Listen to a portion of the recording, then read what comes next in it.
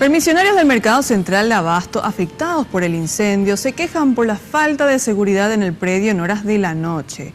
Dicen que personas extrañas ingresan a robar sus mercaderías.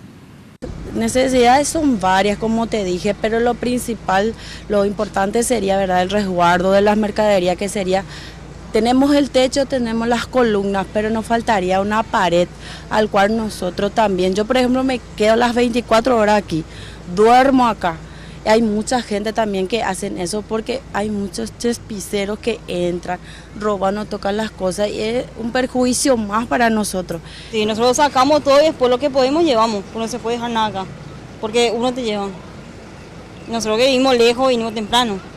Debido a los robos que se siguen registrando, cuentan que muchos tienen que dormir en sus puestos por temor a perder lo poco que les queda. Dicen que el Abasto cuenta con solo 4 guardias de seguridad para todo el predio, desde el sector de verdulería y hortalizas, que funciona bajo el toldo prestado por la Secretaría de Emergencia Nacional, también reclaman más orden porque los pasillos se inundan en días de mucha lluvia.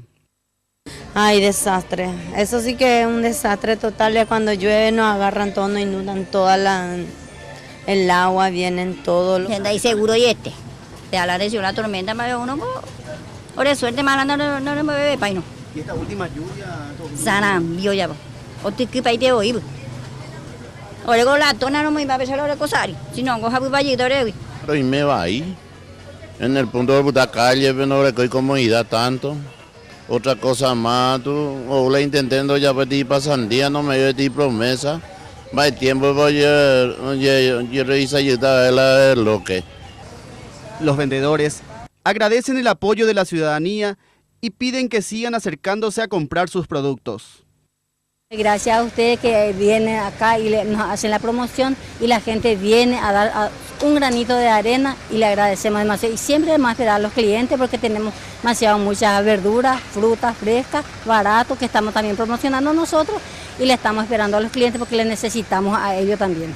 Vamos a seguir luchando. ¿Qué tal están con la venta, señora? La venta está más o menos como si fuera normal, digamos. ¿Viene la ciudadanía? Sí, viene, sí. Otro de los reclamos son los malos olores que provienen de las instalaciones del bloque siniestrado. Solicitan a la comuna de Asunción la limpieza del lugar.